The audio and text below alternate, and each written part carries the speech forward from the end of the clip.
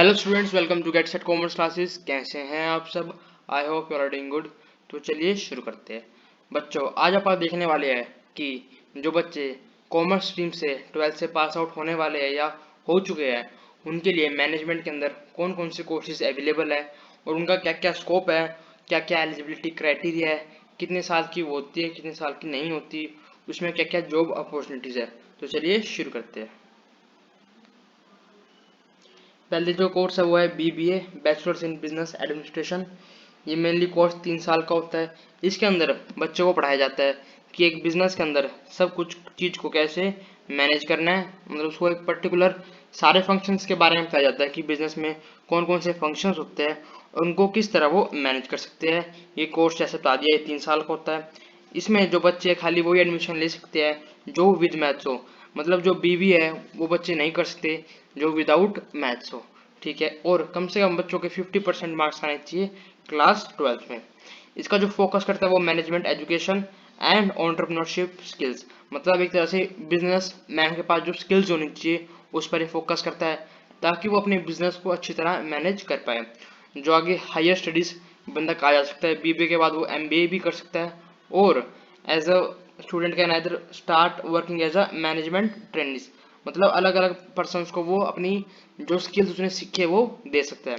इसमें आगे job opportunities क्या है? Marketing, financial management, strategic management, operations and human resource, मतलब जो भी काम होएगा बिजनेस रिलेटेड, जैसे कि कौन सा प्रोडक्ट बनाना है, उसको कैसे बेचना है, किससे बेस्ट तरीके से पैसा लिया जाए, मतलब उन सबको मैनेज करना, ये सिखाया जाएगा BBA के अंदर। और इसमें आगे आपको ये जॉब अपॉर्चुनिटीज मिल सकती है। और अगली कोर्स पे चलते हैं अपा, वो है BBS, मतलब बैचलर्स इन बिजनेस स्टडीज। ये 12th के बाद बच्चा मैथ्स में हो चाहे नॉन मैथ हो, वो दोनों जा सकता है, लेकिन मैथ्स में कम से कम 60% चाहिए उसको। और किसी किसी कॉलेज में उनका एंट्रेंस एग्जाम भी हो सकता है। इसमें क्या क्राइटेरिया, मतलब जैसे मान लो आपके HSC में 60% या उससे ज़्यादा है, लेकिन आप एंट्रेंस क्लियर कर नहीं पाते, तो आपको एडमिशन उस कॉलेज में नहीं मिलेगा। ये किसी किसी कॉलेज में क्राइटेरिया है, किसी कॉलेज में नहीं भी है।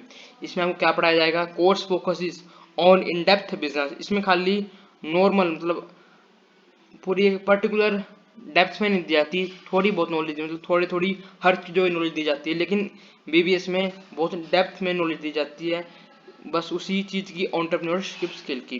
BBA में थोड़ी कम दी जाती है और BBS में थोड़ी ज़्यादा दी जाती है। जो इसका हायर स्टडीज़ है वो दोनों है कि MBA के लिए भी परसू कर सकता है BBS के बाद, या किसी और को भी ट्रेनिंग दे सकता है। जो इसमें जॉब अपॉर्चुनिटी है वो सेम है, लेकिन थोड़ा ज़्यादा है। बिजनेस एनालिस्ट बन सकता है वो, फाइनेंस को भी देख सकता है, अपना जो रिलेशनशिप्स है अदर बिजनेस एंटिटीज़ के साथ या कस्टमर के साथ उसको भी संभाल सकता है।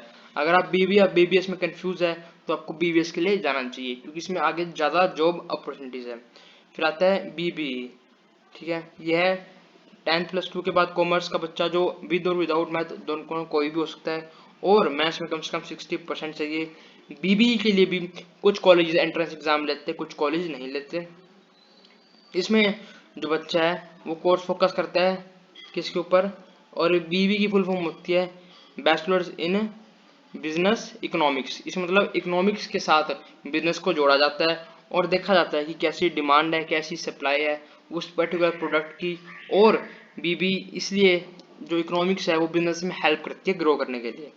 इसमें जो जो नॉलेज है वो क्या दी जाएगी?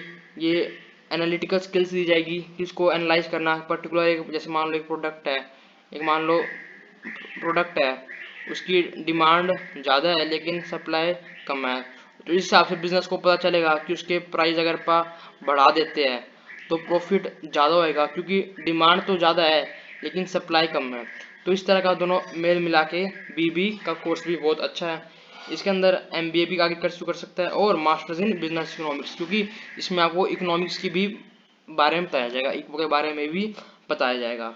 इसमें आगे क्या जॉब अपॉर्चुनिटीज़ है? वो इंश्योरेंस लाइन में जा सकता है, फाइनेंस कंसल्टेंसी, मतलब कहाँ से पैसे लेने, मतलब मान लो 2 मिनट, फाइनेंस कंसल्टेंसी कैसे हुआ, मतलब कि मान लो 2 मिनट बच्चों, 2 मिनट।